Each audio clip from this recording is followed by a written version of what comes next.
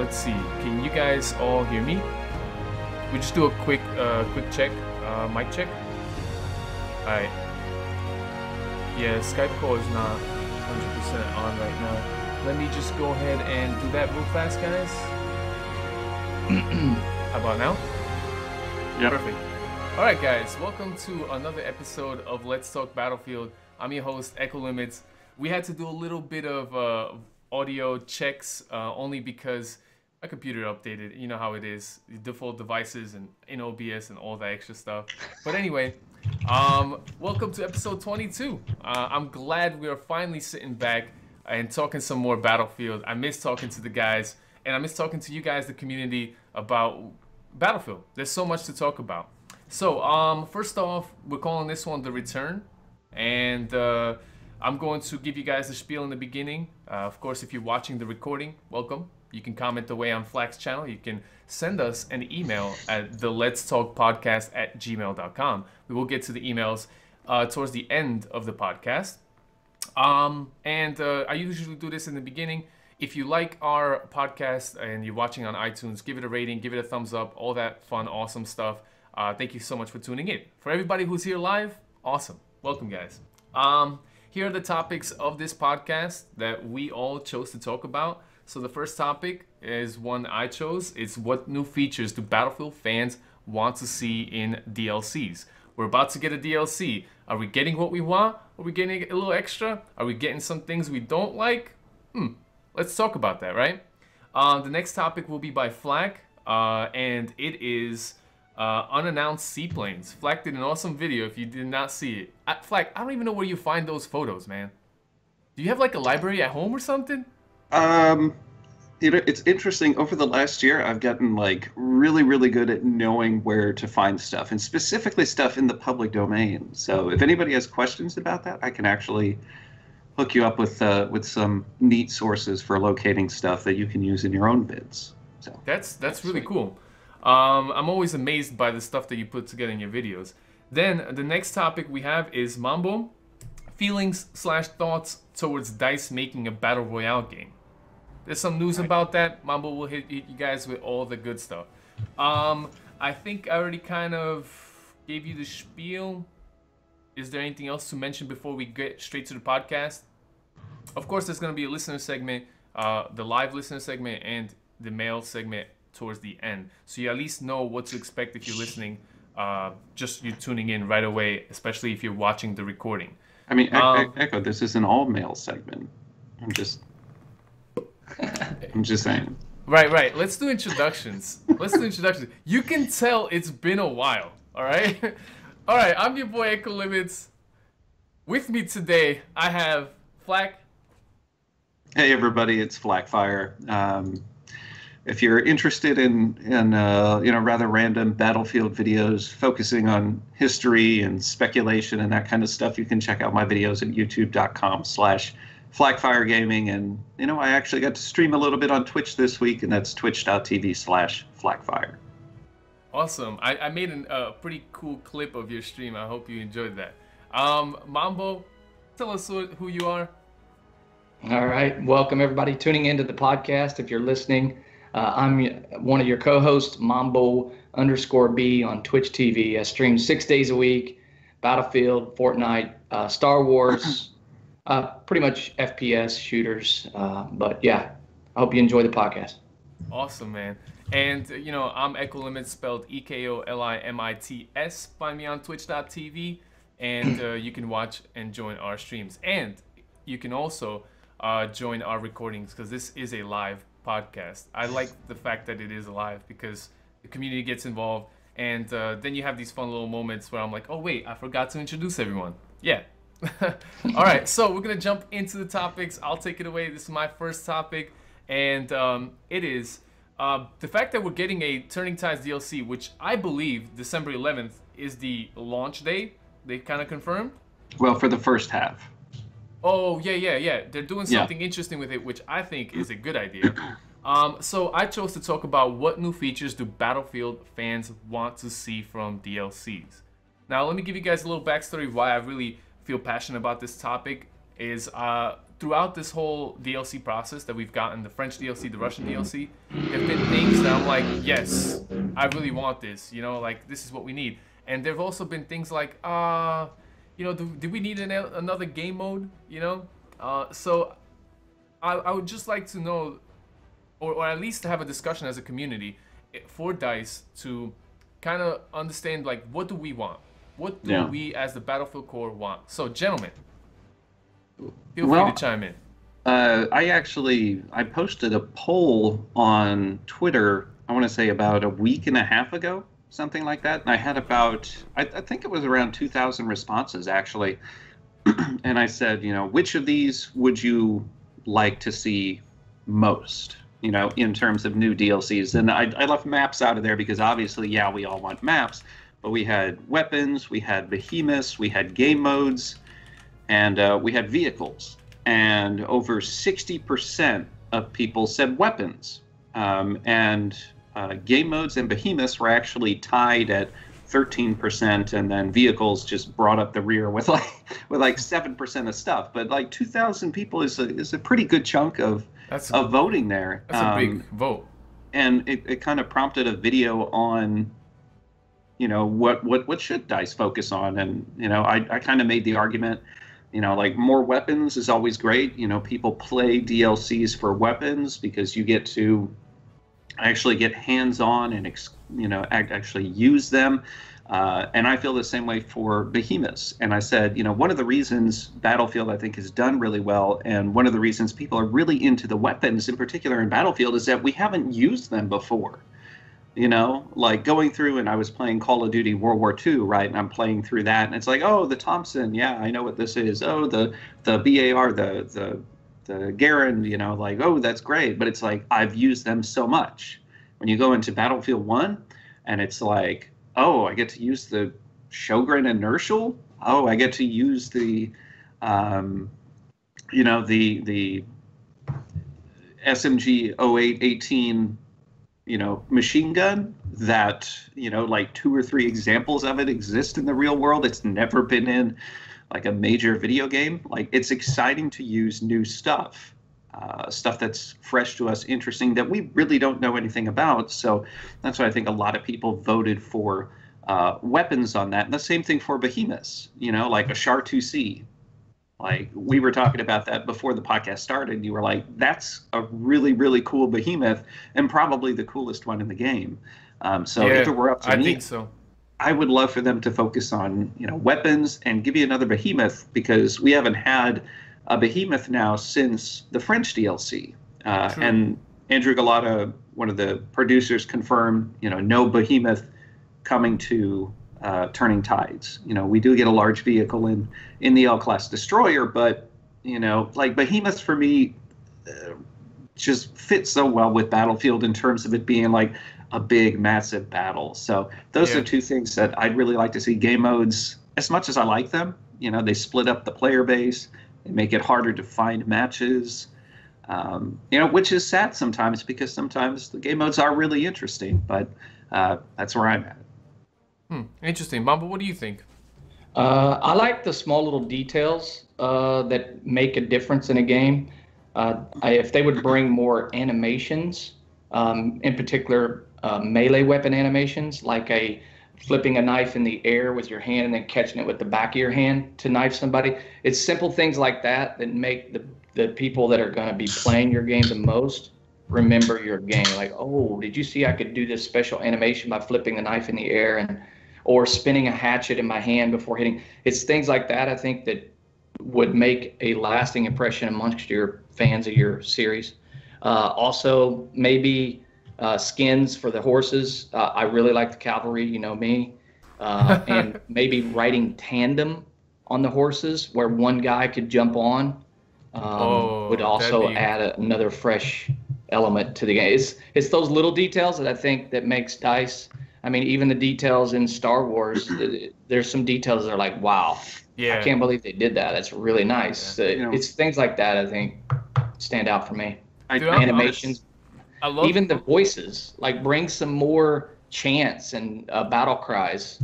They did. Like you know that. what? With the Russian DLC, I was very surprised at like the voice acting they did for the woman sniper.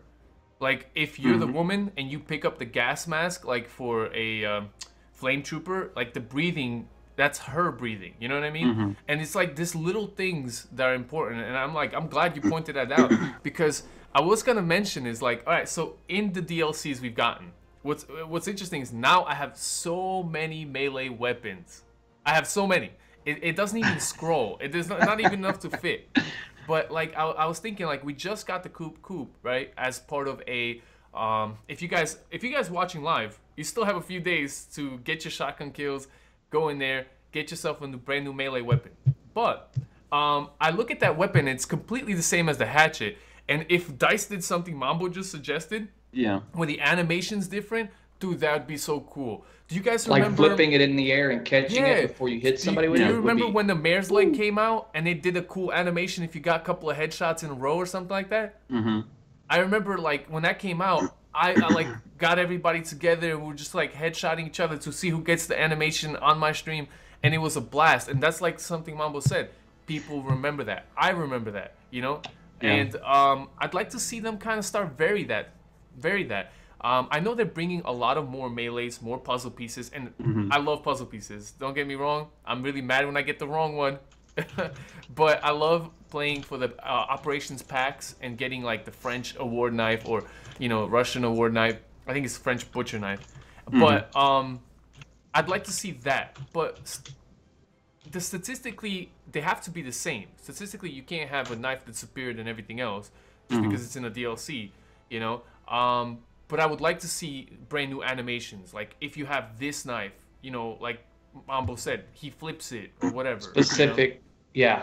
Well, there's, you know, and I totally agree with that. I think it's great that Mambo brought that up because I wanted to say one of the reasons I really liked Hardline was because of some of the interesting, you know, kind of hidden Easter egg animations that they did, you know, where you could reload a weapon, it would do something crazy, you know, that kind of stuff. Yeah, like the Howda pistol. The Howda pistol, when you first pull it out, he rolls it on his finger. Stuff like that. It's like, whoa, that's awesome. Sometimes, right? He doesn't always flip it. And there's an interesting comment in the chat here by Celia Trick that says, you know, it's actually an interesting point, Mambo, but talking about the controversy with EA and Battlefront 2, do you think EA will go the route of paying for skins and animations? Talking about this and figuring out a way, like Echo said, if, you know, the stats are the same, you know, it kills in the same speed and all this and that, like, if you want to make cosmetic things interesting and have more perceived value to them, animations are a great way to do that. It would be cool. I would be on board with that. And, you know, that wouldn't impact the core way that the game works. You know, that's not pay to win. It's just something, you know, where it's like, oh, if I, you know, get to do this fun melee kill when I have this weapon here, or it's like completely over the top. That would be a much more compelling reason to chase after things like battle packs, right? But it would still be something where it's like, well, I don't have to buy those things, and they're not integral to the game, that kind of stuff. I think Mambo's suggestion is great. You know, it's just something that it's like it takes work to do those kinds of animations.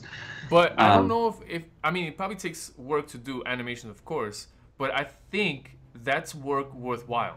Like the discussion that we had is, and I've seen some people echo that in the chat. They were saying like, yeah, the game modes aren't that stellar. And I played CTE. Did you guys all play CTE? I played it when it was whitewashed. I didn't get to play the new map. Yeah, I've played the new map. I played it like an hour. I don't like being spoiled, you know. But I played the new game mode. It's kind of conquest, and it's like, and to me, I felt like I was like, wow, yeah, DICE is spending time and effort on creating this new experience. I don't think I'm gonna go for it. Are you guys gonna go for that? For a new game mode? Yeah, are you gonna? I mean, maybe you'll try, but like, do you suppose you care so much? I don't really care so much. I look at it, you know, we talked about it before, where it's like, let the map dictate what kind of game mode is played on it, right? So we talked about, you know, Bad Company 2 and the original Bad Company, where it's like those maps were built for Rush, right? Where it's like they work really well as Rush maps. One of the reasons I'm not really miffed that we're getting a new game mode with Turning Tides, which I think is just going to be specific to particular maps. You get the Conquest Assault, where it's like one team controls all the points, the other team has to go and take all of those over, and once they do, and they kill off everybody, then the game ends, right? Then they win at that point. Like that really fits the maps that we've seen, at least in particular, because the only one that we, I guess, really have seen in that respect is Cape Helles, where you've got the Entente forces landing on the beaches and they have to push inland. And, it makes sense from the way that the map is set up. And it's something that game mode works for that map.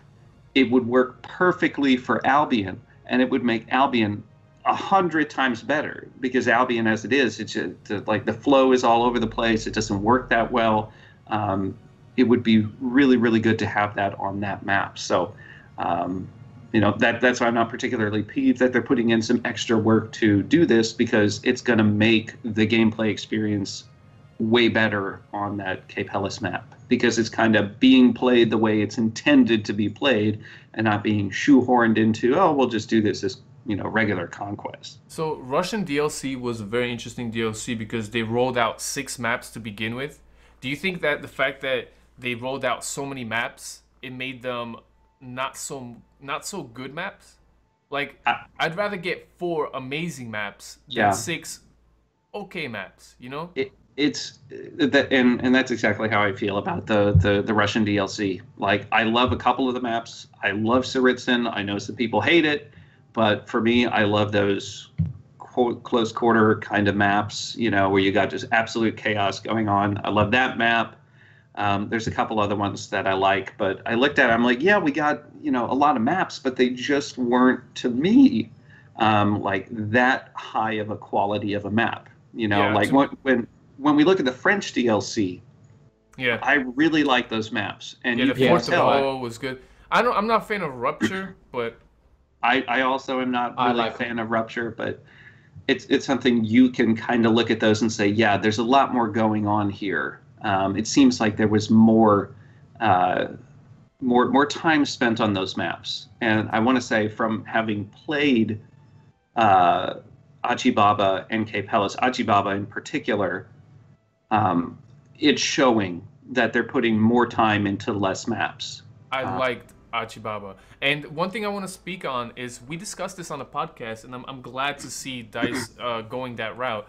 For those of you guys not sure right now, you're watching, yes, December 11th, we're going to get Turning Tides, but we're only getting 2 maps, and I believe we're getting 1 weapon per class with variations, 2 variations, something like that. So we're not going to get the whole so many weapons for like the Russian DLC, right? And we're not getting 6 maps like right away. Instead, DICE, instead of like waiting till January and putting out 4 maps and all this stuff, they're gonna be like, yo, it's December, we're gonna give you half of it now and half of it later, and this keeps the content coming in the game and keeping it fresh. I'm a fan of that. I know I've heard some people on Twitter were talking, and they weren't too fond of it, like, well, why aren't we getting everything in the DLC? I was like, well, I think it's so that DICE can give us content earlier, rather than us having to wait till it's all ready to be shipped. And I like that better, because I played the 2 maps, and what was that one? Achibaba? Man, that thing is fun. You're gonna like Achibaba, guys. If you have not tried it, you're gonna like it. I think that's a cool thing that they're doing with the DLC. Just like, speaking about features, obviously the DLC already introduced a elite soldier. Do we care about elite soldiers, guys? Yeah, I like the elites. I like it. How about chat? How do you guys feel about elite soldiers? Just like as a curiosity, because I remember when we posed the topic in the beginning, everybody's like, yo, weapons are very important to me, maps are very important to me, and now like behemoths and I would really think that the game mode, to me personally, is at the bottom of that. Like, I could do without a new game mode. I love operations. I can play Conquest. I can play, like, Frontlines is a cool game mode, sure. I don't need a new game mode per se. I don't care for supply drop. Right. Or if they're going to bring a new game mode, make it something that makes the Battlefield franchise stand out, like air superiority or cavalry superiority. Don't do a boots on the ground game mode. Yeah, I think we already have plenty of those. We have War Pigeons, we have TDM, and Right. Domination. Bring something that all the Battlefields in the past have done, air superiority. I mean, I would be cool with like that scavenger mode or like gunmaster mode. You know, that'd be cool. Mm-hmm. Scavenger from Battlefield 3, yeah. I don't know. On the topic of elites, I do like them, but again, it's something I feel like only if it fits the map and only if it fits the mode, because that's another one of those things. Like for the longest time, elites were in Domination. Oh, okay. So and you know what I did the other day? For that. Dude, I played War Pigeons the other day, and did you know that the elites are still in War Pigeons? Why? I don't know. It was a great move on DICE removing them from TDM and removing them from Domination, but they kept them in War Pigeons? Why? Yeah. I don't know. Maybe they just didn't like, focus on it. Or maybe because nobody really plays War Pigeons. Right. Nobody was vocal about game it. Mode, so. Interesting thought, guys. I want to close this segment off. We've gone and talked about it for quite some time, and it was a great discussion. Just last thoughts on what new features BF fans want to see. I mean, I'm a fan. I know we're all fans. So just going down, like if you had to put the most importance on something, just the one that's most important to you, Flak, and what's the least important to you? Just because I feel like if we don't discuss this as a community and they're developing DLC for us, I already have premium. You know, I'd like them to know what's the most thing I care about, what's the least thing I care about. So hopefully DICE targets what we all kind of want, you know? So Flak, what's the thing you want to see? What's the thing you don't care for? Like, I like weapons and everything, but for me, like, behemoths are like the opportunity to, for Battlefield to distance itself from competitors and to show off how unique it is. So it's like, you know, we know there isn't one coming for Turning Tide, so I'm looking at Apocalypse, which is supposed to be like insane battles, like some of the craziest things that happened on the battlefield. I'm looking at that. I'm like, put the K-Wagon in the game. We're talking about like an absolutely massive tank that was almost complete by the end of the war. It wasn't really complete. That's not really a roadblock because they put the Char-2C in the game, but it's something that it's just like the thing was massive, over the top, crazy, and that's something I absolutely want to see because it might be Battlefield's only opportunity to do it. And it's like, if you want to sell copies of Revolution, if you want to sell the DLC, that's a good way to do it. Put something in a game only Battlefield can do. And as for things that I don't really care about, game modes. Now, I want to see some saddle-mounted LMGs with a two-person riding a cavalry. That's what I want to see. I want to see somebody on an LMG in the back of a cavalry with another guy, you know, driving the horse and the other guy shoot. That would be crazy. How about thing you care least about when it comes to DLC?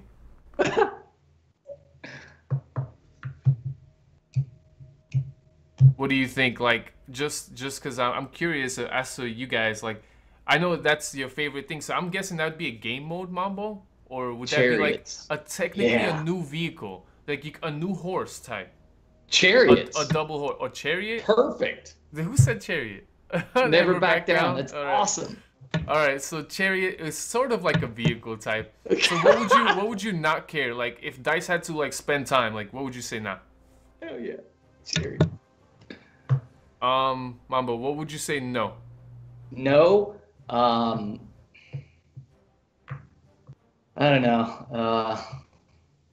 I just more like casual stuff. I don't care for the randomness stuff. They need to, you know, I don't care for randomness stuff. I like the skill stuff. The skill stuff is what keeps people playing. Random stuff like, you know, more gadgets and stuff like that. No. Not really into gadgets. Yeah, I can see that. I know we're getting one new gadget apparently. It's that gadget that can shoot flak from a rocket. for assault. But I can see where gadgets could be silly. And one thing I've noticed, I'm a little critical about the spawn beacon. You know, I don't think it's a great addition to video games. I think it breaks balance in video games more often than it actually helps. And it's a crutch more often than it's a good thing. So for me, if I was to say that the thing I look forward the most to DLCs are weapons. Like, I want to play brand new guns. I want to get the service stars with them. I want to do all that. I want to unlock them because there's usually something interesting to unlock them. And I think DICE is getting better on how to unlock them. But I feel like they should be more accessible. And there should be more pathways to unlocking weapons, which we discussed in a previous episode of Let's Talk Battlefield. Where at least, you know, you do like 3 challenges out of 5 and you get a special skin with it because you unlocked it. And you can do some better way to unlock the same weapon. But it's like a plus bonus with it, you know? So weapons to me are most important. I think I go with Flak too with the whole, what's not important to me is the game mode. If you're going to make a game mode I don't care about, I'm never going to touch it. I'm going to get the, you know, medal for it. And it's just going to be like pain in the butt, you know, like I had to do all that supply drop. Kind of crazy. All right. Awesome. Hopefully you guys enjoyed that. We're going to jump into, I'm not sure what Flak is. MIA right now, but we're gonna jump into Mambo's topic. Mambo, hit us with what you want to talk about this episode. Right. So, you know, I stream 5-6 days a week, and community, you know, tends to talk amongst each other. And one of the topics that was brought up in my stream was that another content creator has started a petition to have a Battlefield Battle Royale game. And in my disliking to the thought is that Battlefield is known for its massive battles, not smaller groups battling other smaller groups in one big map. Now, I would not object to a Battle Royale made in the Frostbite engine with maybe guns from like Battlefield 3 or Battlefield 4, but I don't think a Battlefield Battle Royale would be something that would be good for the Battlefield series. I just wanted to bring that up to the podcast and see what your guys' thoughts were on a Battle Royale made in the Frostbite engine. Yeah, I like that you wanted to talk about this. It's very interesting to me because just because something's popular, just because something is the thing to do, doesn't mean that we need to go slapping Battlefield on all of it. Right. I know that there's a lot of people who be like, yo, I want Battlefield to be Battle Royale. And I you know what, for a long time before you said this, I was like, yo, I'm the same way. Let's put some Battle Royale into Battlefield. I think they do a phenomenal job. But after hearing you say that, I literally like had a 180. I was like, damn it, Mambo, you're right. You know, it makes sense. It's like, I think one of the reasons Hardline didn't work ultimately is because it wasn't a Battlefield. There was no Battlefield fought in the drug war, you know? So they slapped Battlefield on it and it did not feel right. And I think if they'll do Battle Royale and they slap Battlefield on it, it won't feel right. But that's not to say I do think that if they created a Battle Royale game in the Frostbite engine, they could be successful. But I don't think we need a Battlefield Royale. We need a Frostbite engine made Battle Royale. Would probably blow all the other Battle Royales out of the water just because server-side hit detection, the realism, the sounds, everything that's great about the Frostbite engine, we could see that in a Battle Royale and do destructible environments done like realistically rather than like you look at PUBG, and I always wonder like why do people care about PUBG so much? First of all, it runs like poop. It has like a tick rate of like I'm sorry, maybe 13. Yeah, and I'm hearing that the Xbox One X is only going to run PUBG at 30 frames. Well, wow. It's something that like 100%. If you look at why Fortnite was successful, right? Like PUBG was great. It was great because it didn't have any real direct competitor, and then Fortnite comes in with, you know, better hit registration and detection and all this other stuff, plus the ability to build things. And it's And destruction. Yeah. Yeah. and it's just like almost game over in a way. Like that stuff is taken off ridiculously. So you look at Well, something they also like are free, uh, and you can't fight that. yeah, It's hard. yeah. But taking something like Frostbite, which has a lot of really cool capabilities, and doing something like that, I think would work out really well. Um, at the same point, it's something that I agree with Mambo. It wouldn't fit the Battlefield tag, and if you have to find a different way of doing that, I think that would be good because, like you said, with um, Hardline, did it really fit Battlefield? I don't know. But it's something, too, where it's like I can almost guarantee that, Call of Duty's Infinite Warfare would have done better if it wasn't labeled Call of Duty, if it was a new IP. I think it would have Right. done better because there's still a lot of people who, Flak, I don't know if I agree. well, Do you know that Call of Duty Infinite Warfare is still outsold Battlefield 1? Probably. On But that doesn't PS4, say at much. least on PS4. I know that for a fact. I was like, wow, the internet hated it so much, and they still bought it. And I think it's because of the word Call of Duty. I honestly think also Hardline would not have sold as much as it sold if it did not have the name Battlefield on it. Probably. probably, Maybe. but IPs are important today's day and age. Like when you have an established IP, you have established fan base. Think about thousands of people who play Battlefield. But I think, if they did come out and say EA using Frostbite engine with DICE devs, like a certain group, you're just gonna have like a whole development studio, and the people who created, DICE did create the Frostbite engine, and those guys, kind of just like heading some of it, and like making sure that all of it works. They can make a phenomenal one. The reason I to this day don't play Fortnite, for instance, I kind of stopped playing Fortnite is because I can't. I don't want to do that whole lag stuff. It baffles me to say because everybody talks about Battlefield, and in 2017, how does Battlefield 1 have the best netcode on consoles right now? How is that? We have 60. We have better 60 question tick rate. is why do people not want to acknowledge that fact? That is it's amazing. If you're watching right now, Battlefield runs at 60 frames per second. I know that certain consoles like Xbox One S and even the old PS4 struggle at times, have frame drops. That's a thing. And I encourage DICE like, yo, work on it so it's smoother. But when it comes to netcode, tick rate, do you remember what Battlefield 4 was like? Lagging and rubber banding and all this extra stuff. I can't even think of if I ever rubber banded in Battlefield 1.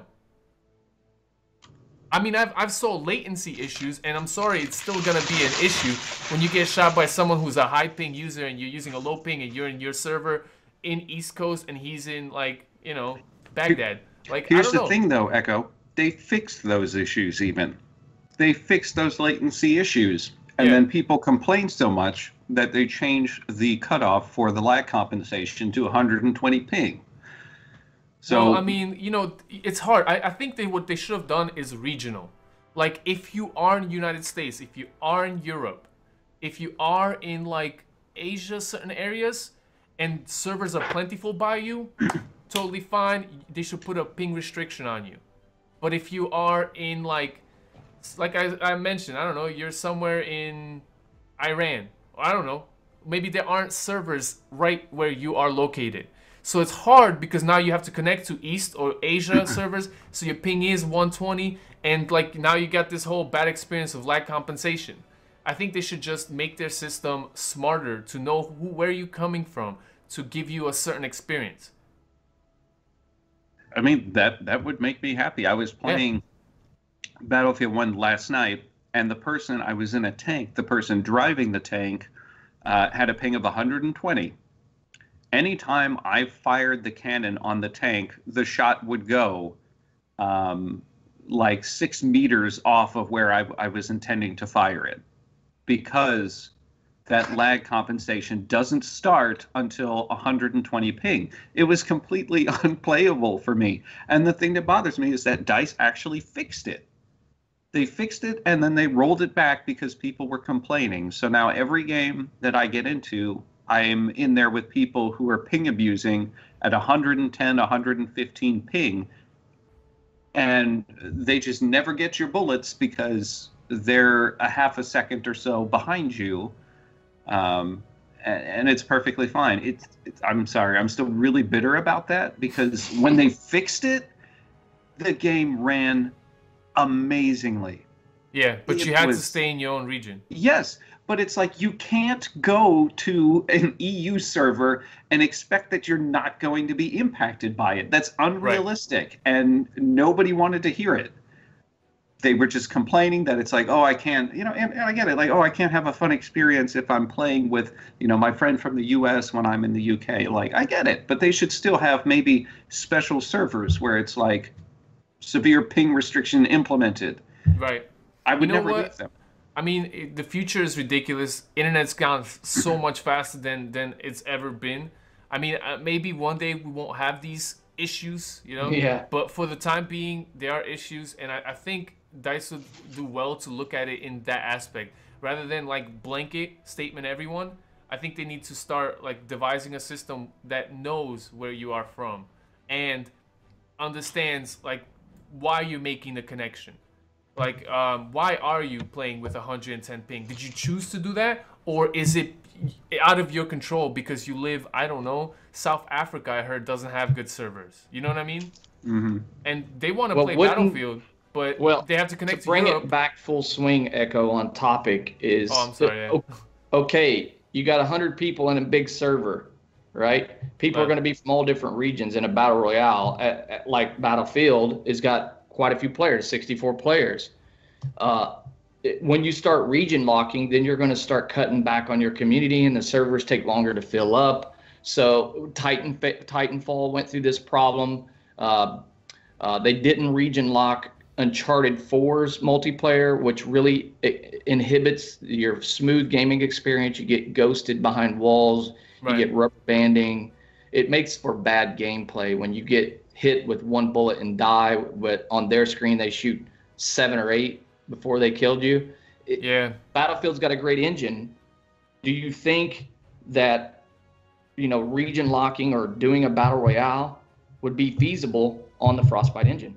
For Battlefield, for a game like as big as EA, for a company as big as EA who can market this thing, it's totally fine. It's totally fine. For an indie developer, no, you should not do that because you're probably not going to drum up enough interest. But EA can drum up enough interest. If they say Frostbite engine, if they say... I even suspect, since Frostbite engine runs so well with 64 players, would you guys even care for a Battle Royale which was only 64 players? If that was a limitation of this Frostbite engine? I mean, they got a game coming out next year. And they got a game coming out next year, Anthem. It's going to be made in the Frostbite engine by BioWare. Let them do the Battle Royale for that game if it's going to be one big world. Why does it got to have Battlefield attached to it? No, I completely agree. And you know what? You literally changed my mind. I was like, yo, I would love to see this. And people ask me that question just as much as they ask you. They're like, yo, Echo, what do you think? And I'm like, yo, it'd be great. Why don't they do that? Why don't they do that? And then now that you mention it, I'm like, no, this makes sense. Like, no, don't do it because it's not a Battlefield. But in a Frostbite engine, I would love to see it happen. And I don't even think that 64 players would be a bad experience. I'd honestly, I would make that trade-off. I'd rather have 64 players with good netcode and play a Battle Royale mode than have 100 with lag fest like PUBG's doing, and even Fortnite is barely any better when it comes to lag. I've seen people teleporting while I'm playing. Fortnite is, I know it's being still developed, but that's a AAA studio. They have so much more. They're the people who made the engine. They could do so much more. Work in progress. I understand. But, like, it's weird. I don't understand, man. Sometimes the gaming community, the things that you get upset about, and then the things that you let people slide on, it's so weird. Like, oh, but they're still working on it. But, yeah, but it's free. I understand. For PUBG, oh, they're still working on it. Oh, it's early release, whatever. I'm like, yeah, but you paid for it, so you should be expecting things. And they're like, oh, but they'll come. But like, so why'd you give them money? I don't know. It's bizarre. Like these are So some if you had to weird sign a things. petition, we're going to make a Battlefield Battle Royale. Would you sign it? Yes or no? Now that you told me that, no. Flak? Is he there? Yeah, He's there. I'm He's sorry. thinking. I'm torn on it. You changed my mind, Mambo. It's something that if this was the only prospect of seeing a battle royale using a Frostbite engine, then I would say yes. Oh, okay. So if you think EA, this is the only way they're gonna make Yeah. battle royales if it's a Battlefield IP, I'd say the same thing. I would like to see a Frostbite battle royale. If that means they make it Battlefield, so be it too. I agree. Great topic, I think Mambo. they don't need to. I don't think they need. You changed my mind on that too. I think they don't need to. I think they can just ship their own game. Don't have to everything be Battlefield. But yeah, very interesting. And this was I believe Jack Frags did this, right? Right. He created a petition, and I think he made a video about talking about it and stuff. It's pretty interesting, guys. We're gonna jump into our next topic, Mambo. Unless you want to do closing thoughts, Nope. I think we jumped Yep. into it pretty awesome. So our next topic is by Flak. Flak, what do you want to talk about in this episode? Well, really, I wanted to take a closer look at some of the stuff with Turning Tides in particular. If you guys saw the teaser that they put out for that, you might have noticed there was an airplane in that teaser that isn't in the core game. It isn't in the DLC, and it hasn't been announced for Turning Tides. So looking at the silhouette there, I've compared it to the silhouettes of the other, because I'm weird, compared it to the silhouettes of the other airplanes in Battlefield 1. None of them match. So it's a vehicle, a flying boat, according to the silhouette. And just, I guess, thoughts on that. What else might be coming with Turning Tides that we haven't heard about yet? Yeah, I mean, Flak, if you can find a link to that video to people who are live watching right now, you guys got to see this, because when we were introducing the podcast, we were talking to Flak. I was like, where do you get these photos, man? Because I saw what Flak was talking about. If you guys haven't seen the teaser for the Turning Tides, which awkwardly has like Russian DLC and French DLC in it, I don't know why there's a teaser for all of the DLC, I guess. Maybe it's a promotional material that they want to use for premium, because they just had a premium sale. Ladies and gentlemen, I hope you got premium for $15. Yeah, because that is a $15. must buy. That is a must buy. Wow. Yeah, Didn't hear 15. that. It was on Black Friday. I tweeted it out to people. I was just like, yo, dude, this is a good deal, And to me, games are never about like 10 out of 10, 9 out of 10, 7 out of 10. I always think about like, what is the price point and should you pay it? That's the bottom line, right? That's the most important thing. And at $15, you should pay for that. If you own Battlefield 1, yes. But like, that video was phenomenal, Flag. So I suggest you guys go watch it. But like, looking at that, Seaplanes, I mean, if you can land in water, yes. If you can't land in water, why? That's a good question. But I look at it again like I'm all for anything new or kind of strange that we haven't played with before in this toolbox of stuff. So seeing that, I'm like, you know what? I really honestly I hate planes. I don't hate them. I think they're fun. They're OP. They are, and that's why I hate them. But looking at it, it's something, and what makes it even more interesting is that you can see it in the teaser, but yet during a QA about Turning Tides, producer Andrew Galata said we're not having flying boats in the DLC. So it's like it's in the teaser, but it's not in the DLC. Yeah, that's bizarre.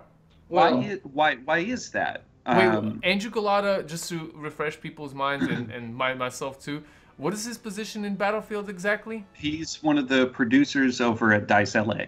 For the game itself? For the DLC. Oh, the DLC. So Interesting. he's, he's well informed about what's going on there with that, but it's very strange that, he would come out and say, hey, it's not in the DLC, when it's obviously in the game, it's flying, it works, we can see it in that teaser. So when is it coming, and when are we going to get it? It doesn't make much sense to put it in with Apocalypse, because I'm assuming most of those maps are going to be like land oriented, right? But there's other weapons in the game on the CTE that are also not in the DLC. So we've got that AA variant of the Flak gun. You don't think we're going to get it?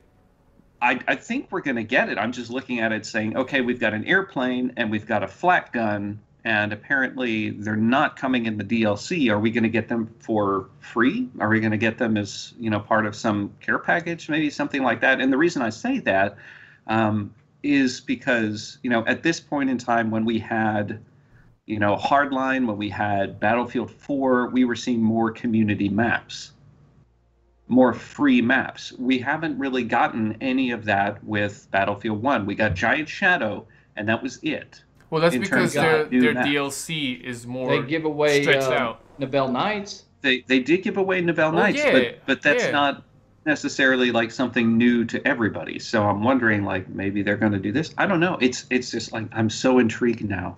It's like, it's in the game. I've seen it. I've seen the AA Flak gun. We know that they work and they're ready to go. Where are they? When are we going to get them? And I think it would bring a good balance too, because like you said, planes are OP. If you're watching and you're a plane pilot, just think of the kill streaks you can go on, man. And don't look at me like, oh man, no, it's saying nerf planes. I don't say nerf planes. Give us more ways to combat planes. I think rather than a nerf, I think that's one of the things I remember Izzy when we had a past podcast. He talked about, like, instead of nerfing things, let's bring things up. Let's make things compete, and it's gonna be a better experience. I like that idea. And we had Neatless1 in the chat saying, I hope they surprise us with unannounced stuff. And I hope you're right. I don't like to get spoiled in CTE. We've seen a lot. We didn't see anything about Seaplanes at all. I hope that they're still holding back with something cool for us. I think they're probably holding back some melee weapons. Mm-hmm. But if they don't do what Mambo said, its interest is kind of like meh. It's like the same animation anyway. You just look different doing it. I would love to see some more personality to these weapons. What's got me kind of set off about this whole Turning Tides DLC is that you hear of epic sea engagements, epic sea battles, but everything is still boots on the ground. So I'm an infantry guy, but I still would like to see some actual naval battles, not a naval ship and people are coming from the ships to the sea, to the ground. Mm-hmm. That's not epic naval battles. That is a new vehicle, how you guys right? Feel about that. Oh no, that was a vehicle in Albion, the one that lands. Yeah, the Y-Lighter. Yeah, that's definitely in this DLC as well, right?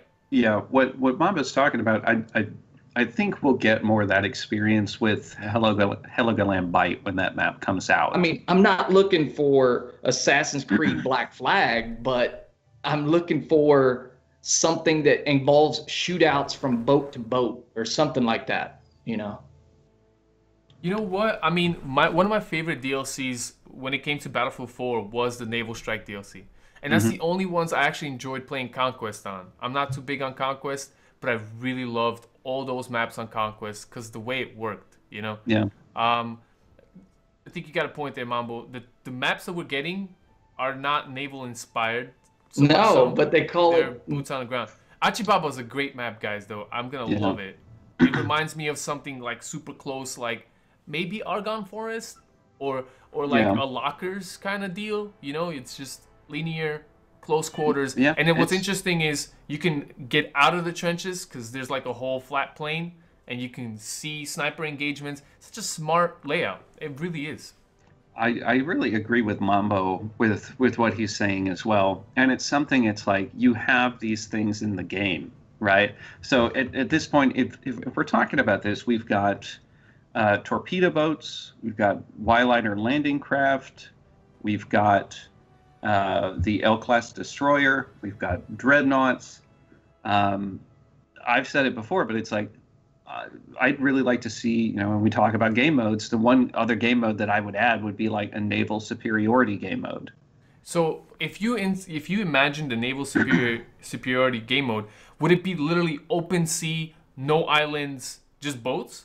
Yeah, why not? I mean, it's something. It's like you go through the effort to build all these things, and it's like rather than have them just be kind of an underappreciated sideshow, like put them right out there, make them the focus of something. Like because air superiority stuff. I don't know if you guys remember back to, I think the last time I played it was like Battlefield 1943 when it was on Xbox or when it was on console.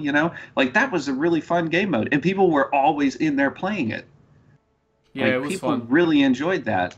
So it's like I'm sure that if you almost made it like World of Warships kind of stuff, and have it be where you have to sink the other team's capital ship before they sink yours, like that would be pretty crazy. It would be a new way to look at behemoths and a new way to look at the vehicles in Battlefield 1, and I think that would go over really well.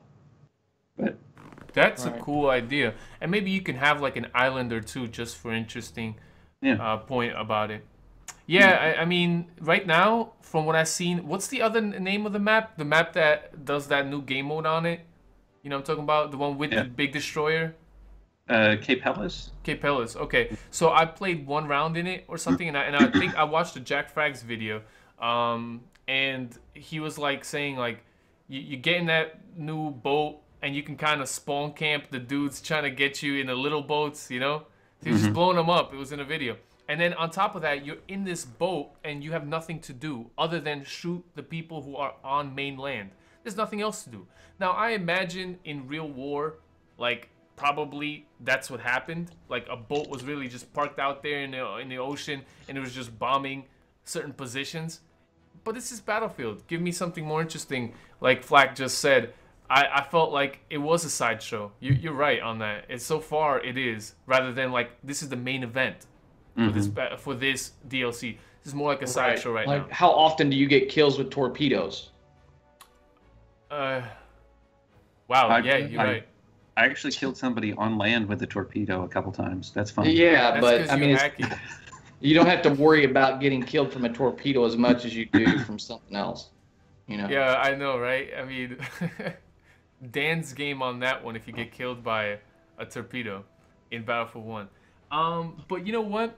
This is interesting. I mean, they're giving us the two maps, and then they have a lot of time to take input what we think here on the community podcast, in your channels. Like they listen on Reddit, they listen on Twitter, all this other stuff. Give them some feedback, give them something constructive to work off of. I pride myself, and I hope you guys are proud of the podcast as well, that we're not a agent of mayhem over here like Reddit sometimes is super just trying to tear things apart rather than seeing what things could become and seeing the good things in many things. Battlefield has so much potential. It's such a great game, so many good developers involved, and it has such a backing from a large publisher like EA with tons of funds for it. I mean, if they can all bring it all together with some of the ideas that we all have as a community, it can go places, It's my favorite game to play, personally. Any closing thoughts for Flak's topic? Let's give it a close. Unannounced seaplanes. Possible secrets for turning tides. You know what we should do?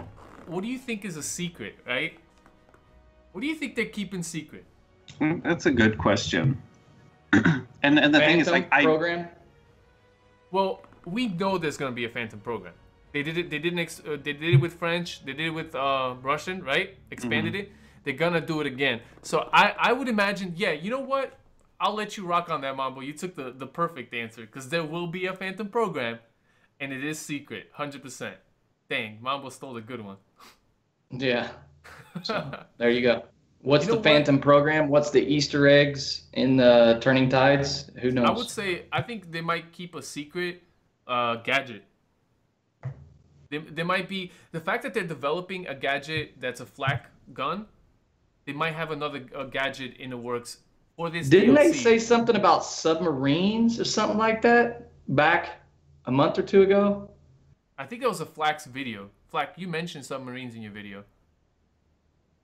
That'd be cool. I did. They officially confirmed that they are not coming to Turning Tides. Okay. Probably too hard to get that animation. Yeah.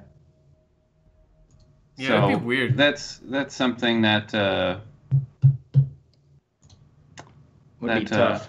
Unfortunately, we I guess aren't going to get there. But I do really like what Echo was talking about before, where it's like, like not having everything out there for CTE stuff and before it's released and this and that. Like, he brings up a really good point in regards to that, because like it's nice to have things be surprising sometimes, and right. Especially from the point of YouTube, and especially from the point of YouTubers who really have an interest in doing things on Battlefield. Like, I really appreciate that a lot of times I get early access to things on the CTE, so we can, me and some of the bigger YouTube people can make videos before it comes out for everybody. At the same point, it's like, it takes away some of the hype if you know everything that's going to be out in the DLC. Right. I know Echo feels this way, but I really do as well. Like, maybe showcase just a couple of the maps on the CTE, and have the other two be, surprises. I don't know. Right. Like, not giving away everything right off the bat, I think is a important thing to do. Right. Use your game changers to help finish off developing the other maps or giving you feedback on the other maps. But don't let out all of the details and all of the topics. And yeah, you kill your hype and your mystification and your suspense. You kill that when you show everything off, show your cards, and they come to find out everybody's seen the cards already, so it's not as exciting.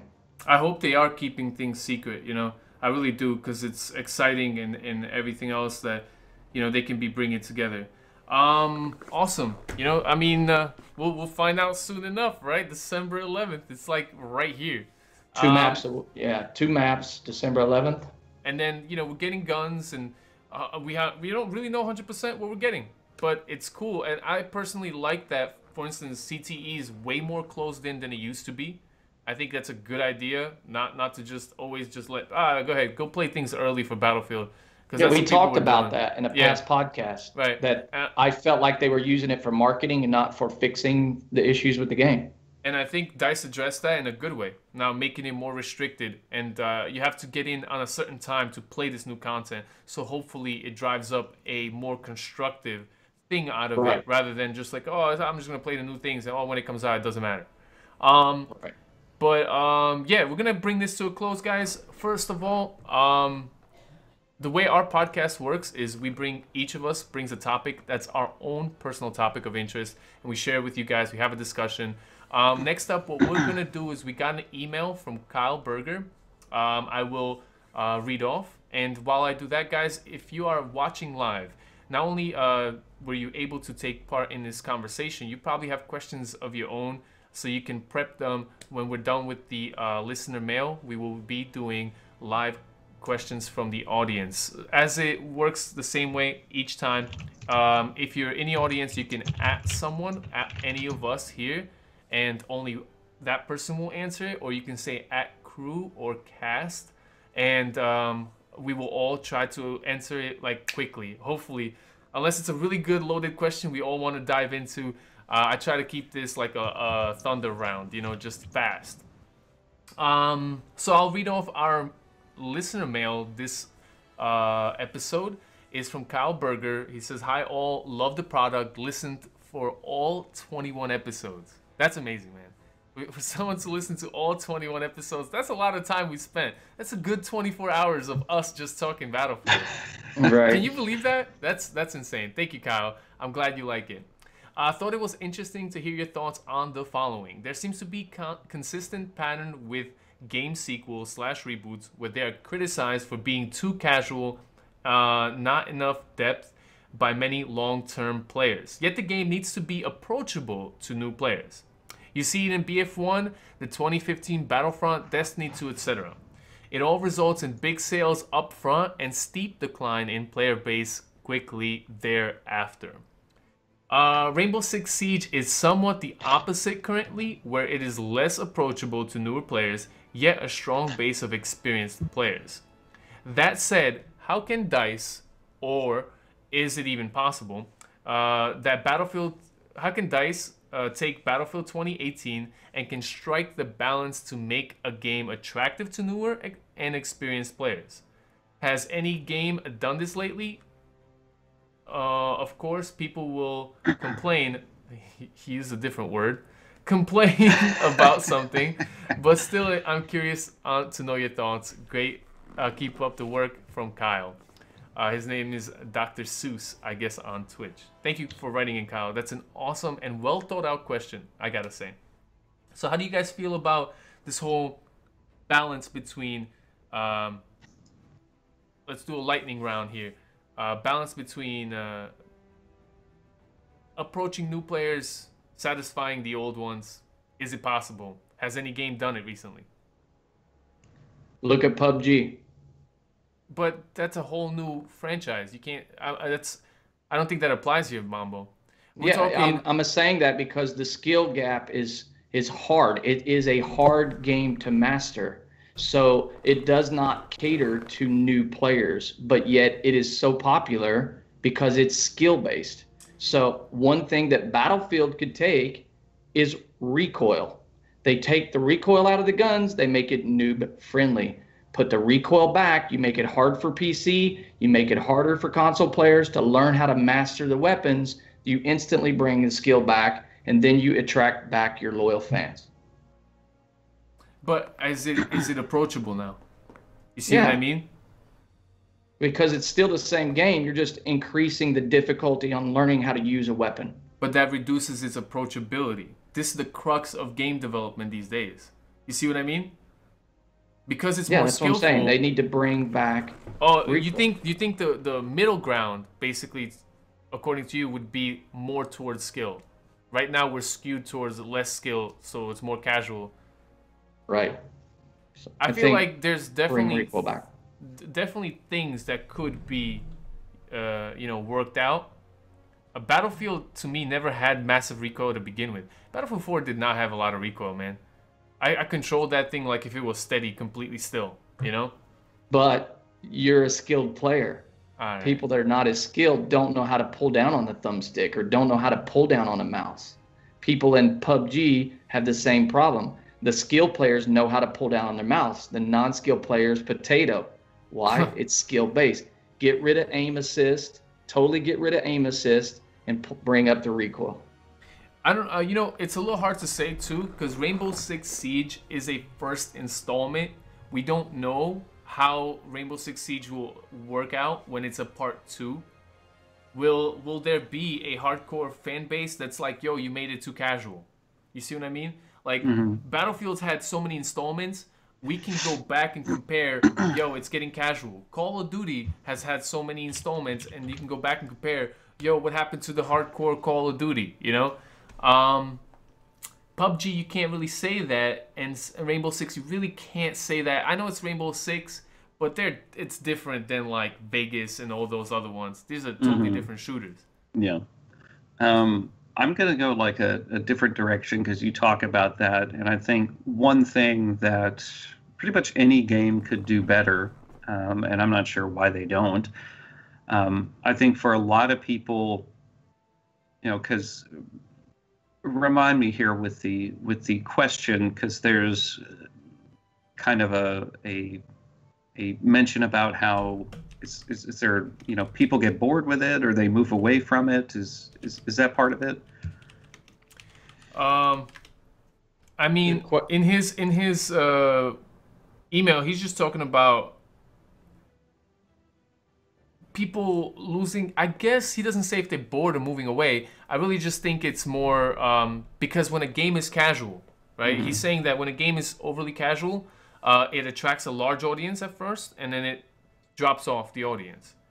I think a large part of that has to do with, people play the game and then they run out of things to do. And then they look at it and say, well, there's nothing for me to do. There's nothing for me to work towards. I'm going to go move on to something else. So you think the game didn't hook that player? Not necessarily, but it didn't continue to kind of nurture their relationship with the game. It's something that it's like, we look at Battlefield 1. Was there really like an end game to things with that? Like people unlock things so quickly. That's one reason I don't like the whole, oh, I earned some credits, let me go, or war bonds to unlock this particular gun, because you can unlock whatever you want within like the first 3 hours of playing the game. And then, oh yeah, I'm just going to use the Automatico for the next, 200 hours of playing Battlefield 1, that's one thing that I did not really care for. And I'm going to go out on a controversial limb here and say that I actually kind of liked the way that some of the progression, and I mean unlocking, characters and weapons and things like that, were done in Star Wars Battlefront 2.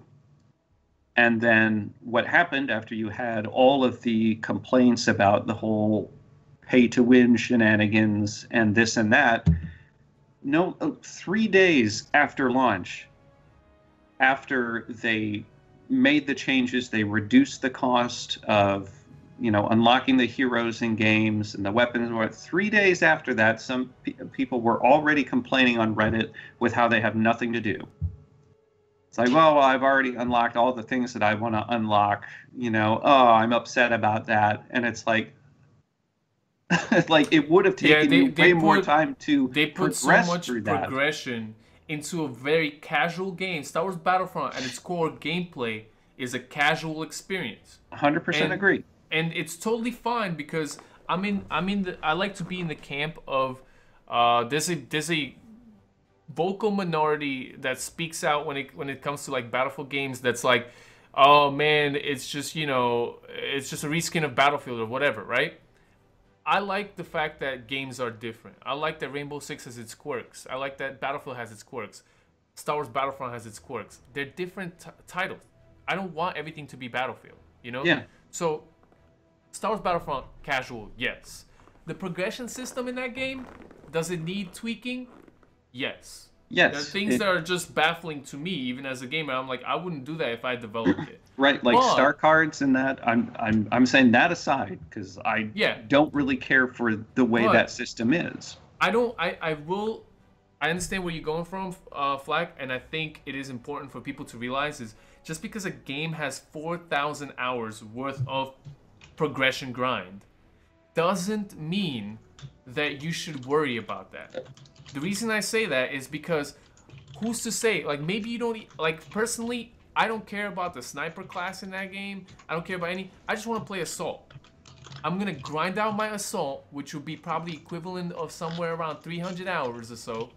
And I'm going to deck out my star cards. I'm going to work on maybe Yoda, because I care about Yoda. Maybe Darth Maul. Cool beans. And maybe after I finish my favorite hero, I'll jump to a new one and start working on star cards and stuff. But I didn't like that the community on Reddit was just like blanket looking and just saying, oh man, it's got 4,000. That's too long. What? Why? You've got this whole attitude of instant gratification. It's like immediately I want to be able to do this, when I want it, blah, blah, blah. And you got the same people who are out there saying, this game is so shallow, it's crap because I just unlocked everything in this span of time. And it's got to be really frustrating for developers. I like games where it's like, I always have something to do. That's one reason I really like the community missions in Battlefield 1. Or to unlock the dog tags, or to unlock the Coop. Even though maybe I wouldn't have made it 300 shotgun kills, I would have went with something more, cooperative, right? Like 300 revives or something like that. Like that would have been we've really, said really that cool. many times, and they still do these silly things. but they've done some of that in the past too. Yeah, But and I it's enjoyed just those. something. It's like I like having things to do, and with Battlefield One, there was not a whole lot of progression in that regard. And I think that, yes, skill certainly plays a big chunk of keeping people involved in this game, having a learning curve, that kind of stuff. But I think it's also important to provide them with direction and something to chase after, right? You need that carrot on a stick. Right. Well, look at what Call of Duty has done for the longest. Prestige, right? They brought it into Battlefield Hardline. They called it Legendary, I think. Mm-hmm. And that would be such an easy thing. People love emotes on Twitch. They love seeing a symbol by their name on the kill feeds. Or on a Because they could scoreboard. say, look at how much pride and how much I have Yeah. in Battlefield. Look You know at the what? special symbol by my name. We love seeing that. If we're going to grind a game, give us a reason to show it off, right? Why Mhm. not give us a prestige or a legendary something, I a think- ranking system? I I'm think- Colonel. I'm Colonel First Class. I'm First Class Right. this. I'm Colonel this. I'm Sergeant Gunner. Do something for the players. I think this is where incursions can come in. And incursions, if they build it up into it with a ranking system of its own, whatever, like you could be diamond, you could be platinum, whatever, it will need to have prestige. Make it uncapped. Keep it going.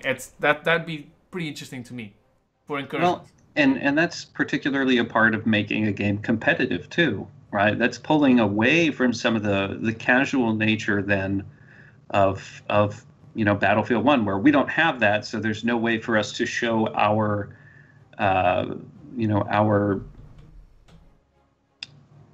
what's the word that I'm looking for? Loyalty? Like our dedication, right, to the game. To Right. show off and say, hey, I'm better than you because I'm here. Yeah. That adds another level of competition to it. Whereas with, Battlefield 1, we've just got, oh, you're Colonel 120.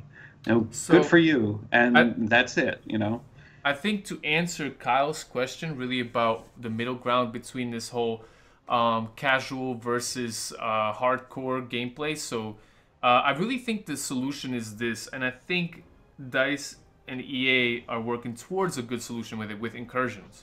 I think incursions shouldn't be a game mode. I think it should be a service. So when you purchase a Battlefield game, it'll have, like, just like Call of Duty has, when you purchase a Call of Duty game, you have like a service. You have a single player, you have multiplayer, and you have zombies. Zombies is developed completely separately and brings something totally different to Call of Duty. It's very non-competitive. It's co-op by nature and stuff like that. So it could be the casual part of Call of Duty. I don't know what you want to say about Call of Duty. Yes, it's a casual shooter, but their multiplayer is the competitive aspect. So I think with the advent of incursions, I hope that they spin it into a service rather than just a game mode, because we can have casual Battlefield, conquest, operations, just chilling in servers, doing your gaming thing, fine, getting weapons, whatever.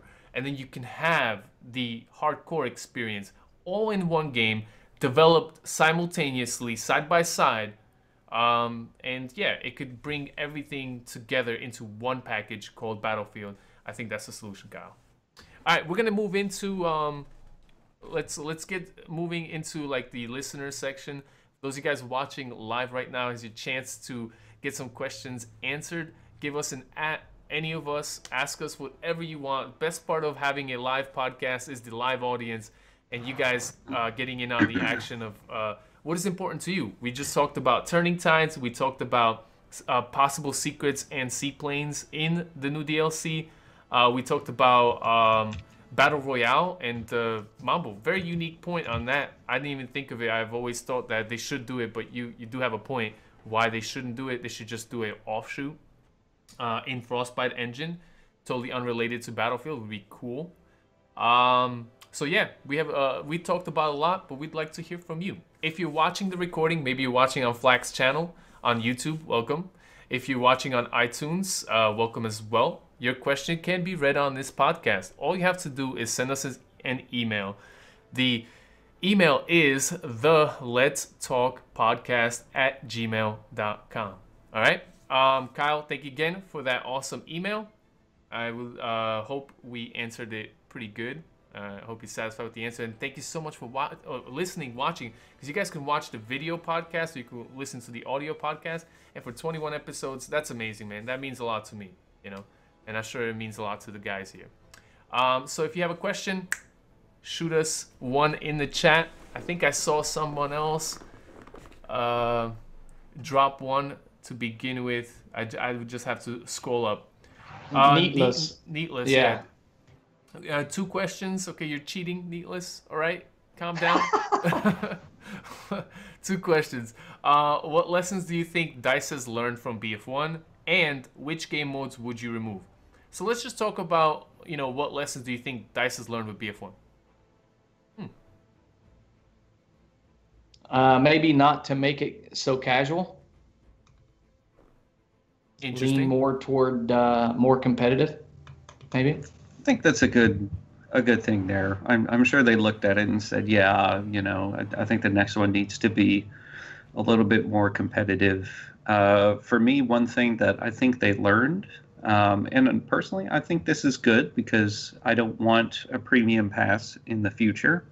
I think they learned that weapon skins are not, and don't run me out of town here. Weapon skins are not enough from a personalization aspect. I think you're right. It's like they're fun and everything, but it's like if you want to, and you know, we can talk about loot crates all day and whatever. I think we can all agree loot crates are fine as long as they're cosmetic. Just looking at it and saying that they need to have more cosmetic options if they want loot crates to be an attractive way if they had to knife animations inside loot crates, so you can choose which animation you like to stab somebody with, that's cool. Especially if it doesn't change the amount of time. If it still takes you a second to kill someone, you know? I mean, if you do it in style versus do it regular, that's cool. Yeah, like more personalization options for that kind of stuff. I think they've learned that is what, you know, from their point of view, sells those kinds of crates. You know, there's not really any real reason for us to go and buy battle packs, you know, because the only battle pack you can buy is the one that is most likely going to be the lowest tier of the rarities. Yeah, that's weird. You know, and you can't buy the other ones. So looking at it, it's like it's not really a compelling way to do anything. I'm sure that they've run the numbers and looked at that and say, okay, how do we do better? And partially, Battlefront 2 was a way that they tried to do that didn't go so well. And I think they're going to look at this for Battlefield 2018 and say, okay, if we are going to have battle packs in there, which they will, how do we get people interested without it being pay to win and questionable? And I think the answer is more personalization, like you were talking about with animations for kills, you know, different helmets, facial features. Dude, what if they did reload animations for guns? Yeah, that would be really You have cool the M1911, you can do a regular reload, or you can just toss that thing, go like this, pop, and then you can shoot. Like, I mean, why not? I mean, you have animators that can do these things. Yeah, I know you do secret reloads and all that. That's cool. Once in 1,000 million whatever chance, you know. But what if you get that reload animation for a gun in your thing? Like, so you're cool, you're gunslinging on the battlefield. Like, you see it. Personally, you playing the game see it. So it's something that you see, but nobody else really sees. Like, maybe you can do that so they can see it outside the game, even if you don't care to break the... I know Battlefield's a very interesting franchise where they don't want to break the illusion that this is World War One. That's why they didn't. You can't have a cool T-shirt, you know. But some of these customizable options could be viewer-only kind of options. I see it. You don't. When you get knifed, you just get knifed. You know what I mean? Unless they want to be real dirty and like, yo, you see someone's knife animation, you're like, dang, he got me with that one. Well, and that makes it more compelling and interesting if other people are able to see it too. But you know, looking at Battlefield and what I think they need to learn from that, hopefully they did learn something like that. Because anytime you can, and I said it like 15 times on this podcast, but anytime you can give somebody more ownership of their character, that's always a plus. I agree. You guys brought up some good points. I need to think of something really good, because whoa. The only thing I can think of, like, if DICE learned a lesson, Neatless, is I hope they learned the lesson how to properly do rented servers. I think I don't see the numbers. I don't know, but I'm under the suspicion that Battlefield 1's rented server program was not as successful as, for instance, Battlefield 4's, and maybe even Battlefield 3's. I don't know. And there might be a lot that they've learned, what to do and what not to do. I think ultimately the key here is the lesson that I would want them to learn is that you need to find a way to promote your community servers. You need to find a way to promote what your community is doing within your game. Make a separate tab. I've been preaching about this for a while. I would love to see that happen. I would even love to rent servers, like even if they go the route of like Call of Duty did with their headquarters, you know, like a social space. Let me rent a social space server. This is a server where I don't even play games with my buddies. We just all go there at the end of my stream. We all hang out. We check out each other's reload animations, whatever, right? How about this, Echo? You bring up the social space aspect, and two games that come to my mind when it comes to getting rid of loot crates and doing it more on a displayed for the week kind of purchasable, whether it's with war bonds that we earn in the game that we haven't used, or they can purchase war bonds to buy the items. Why not post items for people to buy in a rented social space server, and everybody's rented social space servers have different items to buy with those war bonds? You can get very complex with that, and then it's interesting. I don't know how that would look though, Mambo. Yeah. Maybe you have something in mind. It's an interesting thing. You know, talking about Call of Duty's social space there, I want to mention this because I feel like nobody has talked about it yet. Not in the podcast, but I mean anywhere. Just from the perspective of, I guess, selling things, right? You know, and for me, Call of Duty World War II, not actually that bad, all right? But the thing that got me and the thing that made my stomach turn over a little bit was that you've got this whole social space that's like on the beaches of Normandy, right? You've got all these other things around. And it's like when you open one of those crates, other people can see it. I think that's cool. It is, but the sole reason it's in there is so that somebody goes, oh, how do I get that? Or, ooh, they got this, I want to get that. But it's like free advertising every time they do it. Be careful with that idea because, you know, we could be, at that point, you could be cynical about, you know, why they're making this game, for instance. They want your money. Like, if you're going to be cynical about their decision there, it's really, the cynicism is there. Like, we know we're making this game for money. I found it fun. I was like hopping into servers with headquarters. I'd be like, yo guys, supply drop battle. We all dropped our supply drop and see who wins. I don't care. It's just for fun.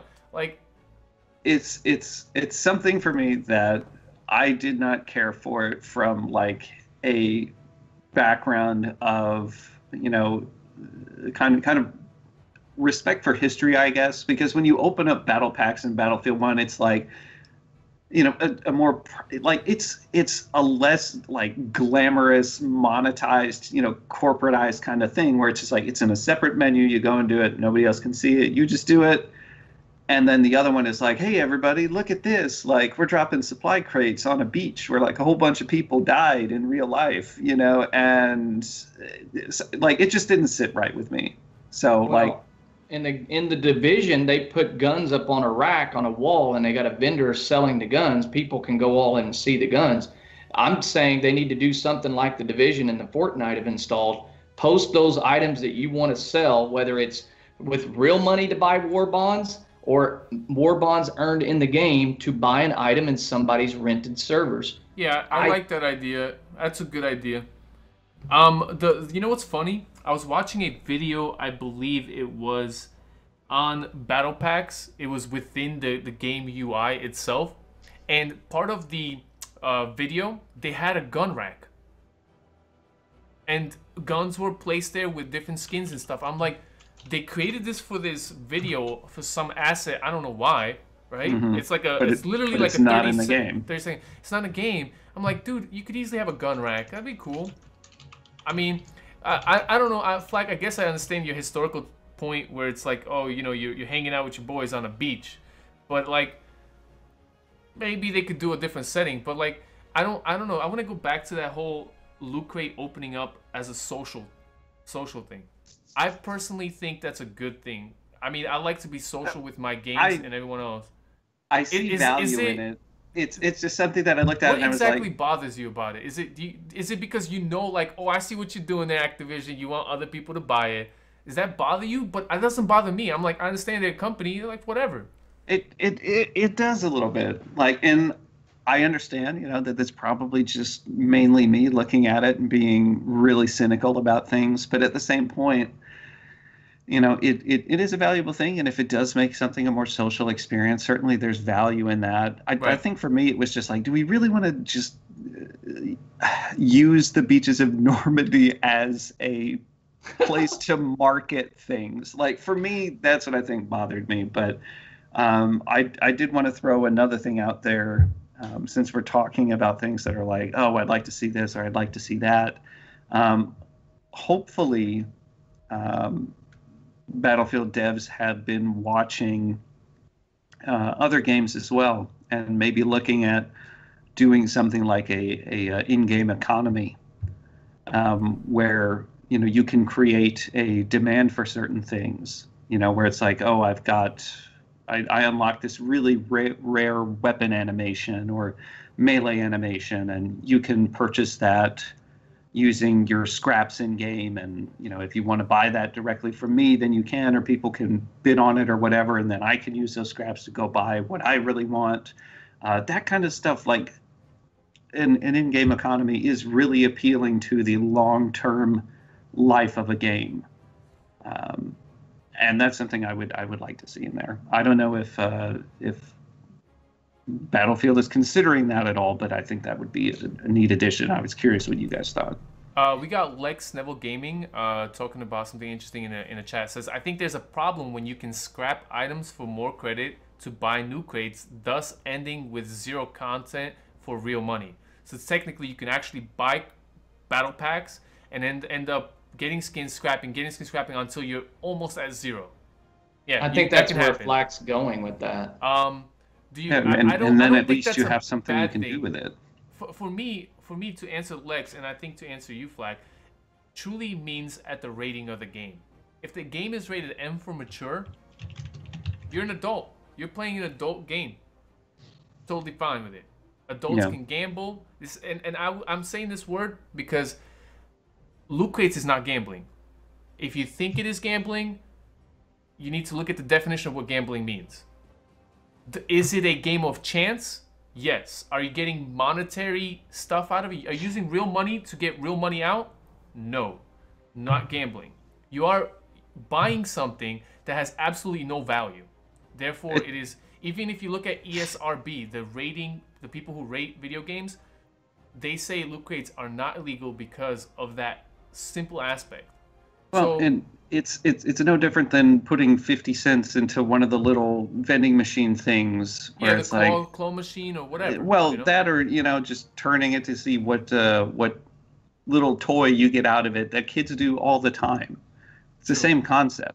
So, right. But to answer the other thing is what I think is important for the gaming industry right now to answer this cynicism on the part of loot crates and this whole Reddit debacle is to outline what is allowed at what ESRB rating. Rated E for everyone games with loot crates, I don't think that's a good idea. Personally, I don't think kids are mature enough of like 10 and up and whatnot like 10 and under, because that's how the rating system works. They should not be introduced to any loot crates, any gambling style, not even fun little claw machine games, not even slot machine where it's not real money, it's just in-game stuff, not even anything related. Should be none of that.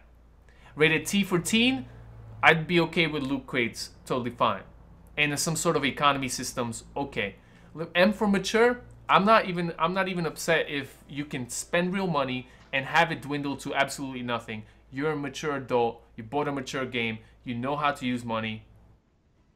Be the decision making. I don't think I was a teacher for many years, and there's an expectation from teachers to raise your kids. You know what I mean? No. Yeah. Okay? And there's another expectation that people have from game developers and publishers. It's like you have a obligation that you're doing something wrong to my child because he's now gambling on a loot crate. No, he's playing a mature game. You bought him the game. It's not my fault. You know, game publishers, developers are not supposed to be raising your kids. We're entertaining them, you know, but loot crates in a rated M for mature and even claw machines and all that other stuff, totally fine with it if you want to throw that in. But do not put that into my rated E for everyone Lego Batman game. Holy crap, no. And the other part of his question, to move on to the next question, was he said, what game modes would you consider to be removed from Battlefield 1? That was Neatless, yeah. Yeah, he asked two questions. And then the second one was, what game mode do you think should be removed from Battlefield 1? The pigeon one. Just get rid of it. Yeah, it's a headache. It's not fun. I don't have fun with it. That's something that I don't see any purpose of removing them, you know, at this point. Like it doesn't do anything. If somebody wants to play War Pigeons or Supply Drop or whatever, let them try. You know, I'm sure there's somebody else out there that likes it too. But you know, I think for Battlefield 2018, I'd rather see more core content like weapons, vehicles, you know, maps, more detail put into maps, and have the game launch with, you know, 3 or 4 game modes and have that be it. Yep. You know, right. Unless they go and they do some really crazy game mode like. But I think Battle it's hard Royale. for them to do that. It's hard for them to do that in 2017 with a game as big as Battlefield, because it is casual, so they want to have something for everyone. That's why they have so many game modes. And the person who likes close quarter small matches, they don't want them to be bored after just constantly playing TDM. You know what I mean? They want them, all right, why don't you play a little Dom? Why don't you play a little War Pigeons? Why don't you play a little bit of Supply Drop? You know? And then the big guys, you're like, oh, you're bored with Operations? You're bored with Conquest? Hey, how about a little Frontlines action? You know? Hey, we're making this new Assault mode. Check it out. You know? I think that's the mentality with why they designed so many game modes. I don't think people play them as much as people believe, and I think it's wasted time and effort. Unless DICE and EA literally has like 5 dudes in the studio and their job is only making game modes, you know? You're already paying the dudes and like, you know what, Jimmy, just make another game mode. You know, like at that point, it's like, whatever, you're already getting a salary, right? But if it's legitimate people who are doing legitimate other work that could be spent somewhere else into making a good map like Achibaba, okay, you know, that's time well spent. Rather than giving us 6 maps and ending up with Albions and Lubkov Bass. I'd rather take the 4 and make it really good ones, you know? Mm-hmm. I still think, you know, some of the French DLC, even the post after Novell Knights, is not that great, but Priestess to Her, phenomenal map. Phenomenal. I don't know why we don't get that as an operation. It would be so fun. But I really would hope, this is a side note, alright? I'm gonna throw a side note in there. DICE, if you make a night map, please don't let people turn up the brightness. Yeah. Lock it, so we have a good experience. So I don't have that dude. Flak, you're that dude? No, I'm not. Okay. I was just thinking of, I made a post on Reddit like a long time ago, and it was like, when you're playing as the French on Priest de Tour, and you max your brightness settings, and it just had like a French soldier with like red beams in his eyes coming out of them. because it's like the Germans are so hard to see on that map, and it's like, you know, people get on that map and they turn up the brightness so they can see a little bit better, you know, and it's a bummer, I think. And it's such a fun map otherwise. Yeah, it's the close quarter, the connections, the intertwined hallways, the centralized like area there. Whoever designed that map, I want to shake that person's hand. I think we have time for one last question, guys. If you have a question for the crew, @crew, let's try to make this fast one. Oh, we have Never Back Down. Cast says, what would be your setting for the next Battlefield? We have this question every time, man. Yeah, we had a whole podcast about it. We had a podcast. I think it's a question. It's a staple. Now, before we end the stream, we talk about it. Never Back Down. I'm just messing around. I'd say modern. That's what I'd like, gentlemen. Flak. I've talked so much, Mambo. I feel bad. I feel bad. For me, I would say Korea. Like, there's issues of why you wouldn't want to do that from like a political standpoint, but it's something that if you look at Battlefield 1, one of the primary reasons it did so well is that everything in it was completely unknown. And it's like, there's a reason Korea is called the Forgotten War, right? So you look at that and you say, well, if DICE wants to repeat the kind of reception, the kind of experience that they got with Battlefield 1, looking at Korea would be an easy jump for me. I've seen other YouTubers talk about, oh, they'll probably go to World War II because, you know, like a lot of the textures and whatever can be reused for that and whatever. And I'm like, well, Korea was not that really far in the future from that. So they could easily just make that jump and show everybody brand new stuff that nobody's seen before. You know, we've all played on the Normandy beach. We've all played, you know, in Berlin somewhere in, you know, Call of Duty or in Battlefield or this or that. Look at Korea and places like the Chosin Reservoir. And it's like, I'm saying that you have no idea what it means unless you've actually read into it. And maybe after the podcast, you'll go Google it. I don't know, but you'll read about it. You'll be like, oh, look at all this interesting stuff. Wow, they did that. I think I'll wait for a Flak video. It's coming. Right. Good. Thank you, please. Video's ready. I'm a lazy man. Ready. I'd rather watch Flak video. And Neatless actually followed this up with a question. I promise I'll let Mambo speak. Hold on, in a Neatless. minute. That's 3 questions now. All right. Come on, Well, man. He's saying, you know, do you think that might scare away the non-history buffs? And I don't think so, because I think a lot of people discovered through Battlefield 1 that they actually like history. So, or they actually like Battlefield, since they were interested in it because of the history aspect. Flakfire's videos about history. Yeah, same here. And or it's like, I think a lot of people gravitate to this game because they're like, yo, I like history and World War I. Wow, cool. And then they figured out that I actually like Battlefield. And now they're a Battlefield fan. Maybe they're interested in the next game. So, Mambo setting converted. Lightning round setting. Well, for me, I think Vietnam or Korea would be great. After playing some of the Star Wars Battlefront 2 maps and seeing some of the tropical settings, I could really see some Vietnam bushes and firefights in that kind of muddy tropical environment done really well in the Frostbite engine. Korea War, I think, would be the perfect hit, but it's not as tropical. It was more tundra, more frozen. I don't know. I think Battlefield, where they did the expansion for Battlefield Bad Company with the Vietnam expansion being like the pride and joy of people's nostalgia memory of Battlefield. You know, they put it on a nostalgic level. They said they can't do Vietnam or Battlefield Bad Company 3 because it's got to be flawless. Well, why can't they work on making it that way? You know, I don't know. Awesome. I think, you know, Vietnam or Korea would be great. Cool. And I think we're going to close the podcast up with that. This was episode 22, guys. Thank you, everybody, for watching. Hopefully you guys enjoyed the discussion. As I said before, rate us, give us a thumbs up, whatever. If you're watching on YouTube, if you're watching on iTunes, it would be great. It helps our discoverability. You can tell your friends about it, whichever one you prefer. We will be back again, most likely in a month's time, since this is like year 2 of Battlefield and a lot of things aren't going on in the discussion what's new with Battlefield. We kind of transitioned the podcast to being a monthly podcast. Now, I'll ask you guys to forgive me. I did not make the graphic. I totally forgot. It'll still say next episode in 2 weeks.